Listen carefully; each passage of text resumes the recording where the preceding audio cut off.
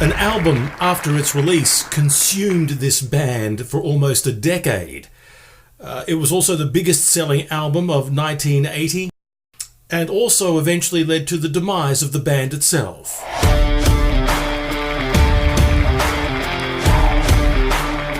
It was 1979 and Pink Floyd had returned to the studio, this time in the south of France, to convene, continue and hopefully finish what would become The Wall. Of course it was completed, and after its release it literally self-consumed the band itself. Roger Waters at the helm, of course, dictating in a song sense a young boy's life and exactly how things would transpire, both in happiness and in misery and on occasion sheer pain. Pink Floyd really are considered a shy band. But after the release of The Wall, there was just no two buts, ifs or about it. I mean, they had to go massively public. They had to perform this album live, which they did. Now here's a clincher, or should I say the rub in my case. The first concert I ever saw, the first major concert with more than, say, a few hundred people, and on this occasion there were over 35,000, was to see Pink Floyd, The Wall. That was my first concert.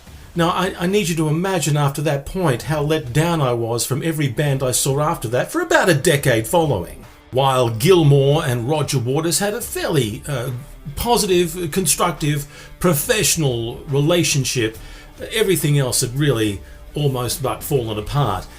Pink Floyd, of course, went on without Roger Waters. There was a lot of to and froing, a little bit of litigation, a lot of things happened, but nonetheless, Gilmour, Mason, they all performed as Pink Floyd, barring Roger Waters, which seems a bit ironic in a way, but at the end of the day, to be perfectly blunt, without Dave Gilmour... Now, I don't want to get into an argument regarding Roger Waters and Dave Gilmour. It's just not kosher. I mean, both are extremely talented, and we all know. I've seen Roger Waters live as well, perform, I think it was The Wall, like 40 years afterwards.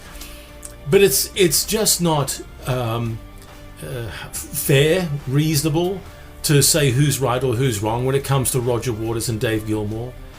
I mean, it's possibly too late for the two ends to meet, to let bygones be bygones, to do something fabulous, but I guess they already believe that they have been doing something fabulous and they've completed that run. Despite the success of The Wall by Pink Floyd, I mean, the band members suffered. The band itself suffered. I mean, fans didn't even know that Roger Waters had sacked keyboardist Rick Wright until the release of the final cut in 1983. So there was a lot of misgivings. From beginning to end, The Wall is a story. It's a story of Pink, and that's all I can really say. The rest is up to you to perceive, to listen to take in, whatever you may not. It has a different effect on different people. It's the only way I can explain it. It's not something which can be explained. It's an album that you turn the lights down low, take something and get yourself relaxed and enjoy. That's The Wall. They even made a movie about it. In the end, it all was money, I guess, and they had to go extremely public, and that's exactly what they did. Of course, the song Another Brick in the Wall is part two, I should say, is initially the hit, I guess, from the album that everybody is familiar with. But of course, there are so many other great cuts on the album.